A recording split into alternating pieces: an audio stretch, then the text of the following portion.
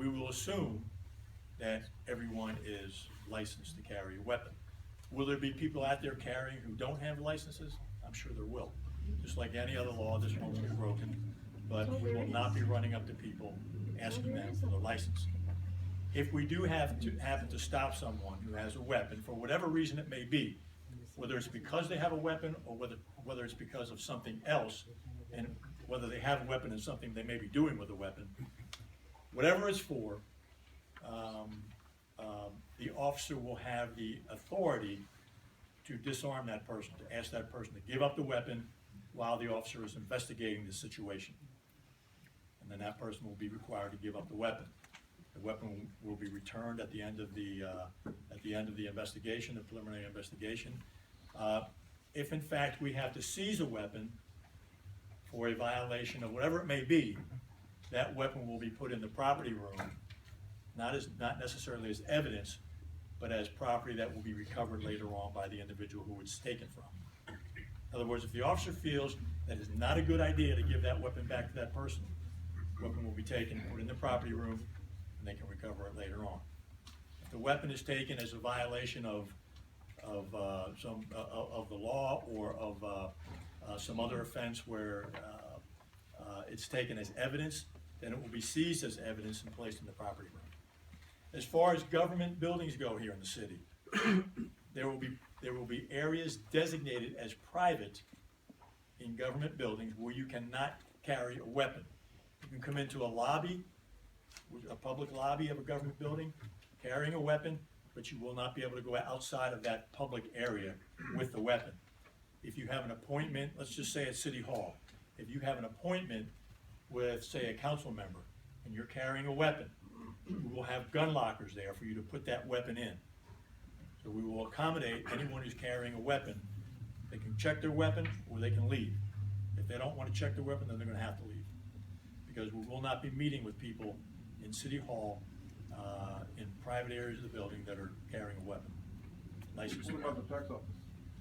They check you now. If there's a public area in whatever building you're talking about, you will be able to openly carry or concealed carry in that public area. But beyond the public area, private offices where there's courts being held, where there's public meetings being held, you will not be able to carry a weapon. So that's SAPD's part on this. And what, real quick, Chief, so you said that your officers will not question everybody that they see with the. Correct. And it's only because of the probable cause, or? If there's no reasonable suspicion that the person's doing anything wrong, we're not gonna assume that he or she's doing something wrong because they got a gun on their head. If there's reasonable suspicion, for an officer to stop that person because of one reason, I'll give you an example.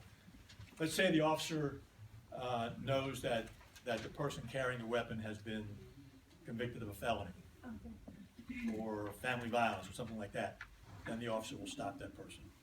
But we will not assume that people are not licensed, therefore we have to check them to make sure that they have a license, okay? So they have to give a time before The officer has to have reasonable suspicion or probable cause before they'll stop somebody for carrying a weapon. That's always been done. Yeah. Now, if I personally know, I live in this neighborhood, and I know who's locked on the punks. Right. And I see one of the punks with a gun, and I know he's been arrested before. Now, I'm gonna call you because I don't. I've seen a guy with a gun, and I called it in, and I said, this is the guy. They asked me his name, and I give him his name. That way you can run it, and say, yeah, he is a felon, and then boom. And that's a case where if we got the call, we would stop the individual. They asked me what his name was, I gave him the name, and then, I don't know, and then the guy left. Right. So that's a good example of when we would stop someone. Also, another thing, a lot of people don't know that in bars, it's always been you can't carry in bars, or the premises. That means the parking lot too.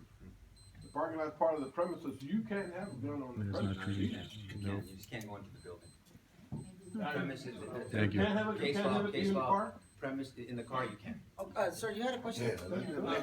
Yes, this is actually for Mr. Bernal. Yes, sir. I work next to Trinity University. On a public sidewalk you had said when you were talking about the sign that to prevent open or concealed carry, you needed separate signs. Right, I came across a combo sign. right. And how is that legal? So this question- Hang on. How is that legal when it is not posted at an entrance?